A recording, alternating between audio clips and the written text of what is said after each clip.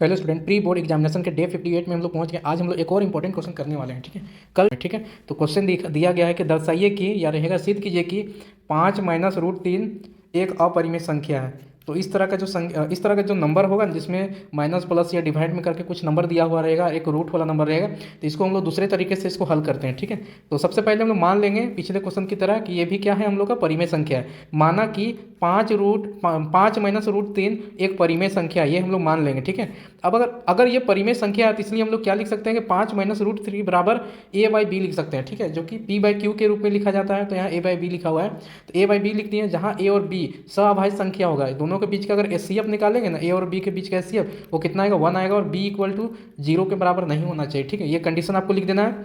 इसके बाद यहाँ से आपको कोशिश करना है कि √3 का वैल्यू निकालें। तो कैसे निकाल सकते हैं, माइनस वाला √3 इधर ले आएंगे तो प्लस में √3 हो जाएगा, a/b को उधर ले जाएंगे तो माइनस में a/b हो जाएगा। ठीक है, इसके बाद यहाँ से हम लोग भिन्न का जोड़ घटाव कर लेंगे। यहाँ से सोल्व नहीं किया है बट आपको करना है। ठीक है, यहाँ से आपको सोल्व करना है कि 5/1 हो गया माइनस a/b बराबर √3।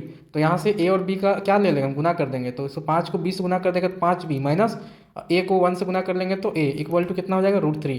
तो अब यहाँ से आपको लिखना है, यहाँ a b और 5 जो दिख रहा है एक पूर्णांक है। ठीक है, यहाँ पर हम लोग क्या लिखेंगे, a आपको यहाँ ऐसे लिखना है कि 5a और b एक पूर्णांक है। अब पूर्णांक से बना हुआ ये जो संख्या है 5 - a/b, ये भी एक परिमेय संख्या होगा, क्योंकि पूर्णांक से ही मिलकर बनता है परिमेय संख्या। तो हम लोग बोल सकते हैं कि ये जो संख्या पूरा ये परिमेय संख्या होगा। तो अगर इधर वाला परिमेय संख्या होगा तो हम लोग क्या बोल सकते हैं कि इधर जो दिख रहा है √3 ये भी क्या होगा, एक परिमेय संख्या होगा। ठीक है, तो इस तरीके से हम लोग लिखेंगे। और फिर यहाँ से अगर ये परिमेय संख्या होगा तो लिख सकते हैं कि √3 एक परिमेय संख्या होगी जो कि विरोधाभास है। ठीक है, अतः हम लोग लिखेंगे कि ये इसका विरोधाभास है, क्योंकि हम लोग क्या जानते हैं, हम लोग जानते हैं कि √3 एक अपरिमेय संख्या होता है। ठीक है, फिर अतः हम लोग लिख देंगे लास्ट में कि 5 - √3 एक अपरिमेय संख्या है। और इस तरीके से हम लोग अपना जो सिद्ध करना था, दर्शाना था, उसको हम लोग दर्शा लिए। ठीक है, ये तो हो गया एक क्वेश्चन। एक और क्वेश्चन हम लोग करते हैं।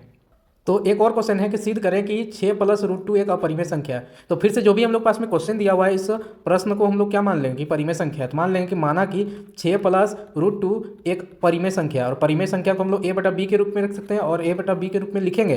साथ में a b कैसा संख्या है वो बता देना है कि a और b सहभाज्य संख्या है, b = 0 नहीं होगा। ठीक है, अब यहाँ से क्या करेंगे, √2 निकालेंगे। तो ये 6 है जो इसको ले जाएंगे दाहिना साइड में, तो 6 उधर जाके माइनस में हो जाएगा। यानी जो नंबर है a/b - 6 इसको लिखेंगे, चूंकि यहाँ पर नंबर भी लिखना है आपको। ठीक है, कि 6 a और b पूर्णांक है, इसलिए a/b - 6 भी एक परिमेय संख्या होगा। ये कैसा संख्या हो जाएगा, a/b हम लोग एक परिमेय संख्या हो जाएगा। ठीक है, अर्थात हम लोग बोल सकते हैं कि अगर इधर वाला नंबर परिमेय संख्या है, दाहिना साइड वाला परिमेय है, तो बायां साइड वाला नंबर √2 भी क्या, √2 भी एक परिमेय संख्या होगा। अर्थात √2 एक परिमेय संख्या है, ये लिख देंगे हम लोग। ठीक है, इसके बाद हम लोग बताएंगे, परंतु हम लोग इससे पहले पढ़ चुके हैं कि यहाँ लिखेंगे कि परंतु इससे इस तथ्य का विरोधाभास प्राप्त होता है कि √2 एक अपरिमेय संख्या है। ठीक है, हम लोग पढ़े थे कि √2 एक अपरिमेय संख्या है। तो इस प्रकार हम लोग समझ गए कि हम लोग जो माने हैं वो सही नहीं आ रहा है, क्योंकि वो विरोधाभास हो जा रहा है। ठीक है, इसलिए हम लोग क्या मान सकते हैं कि ये जो √2 है ना, ये √2 जो कि अपरिमेय संख्या है, इसीलिए तो √2 से जो भी मिलकर बना हुआ नंबर है ये भी क्या हो जाएगा, हम लोग का अपरिमेय संख्या हो जाएगा। तो अतः हम लोग बोल सकते हैं 6 + √2 एक अपरिमेय संख्या होगा। इस तरीके से इसको हम लोग सिद्ध कर लिए। ठीक है।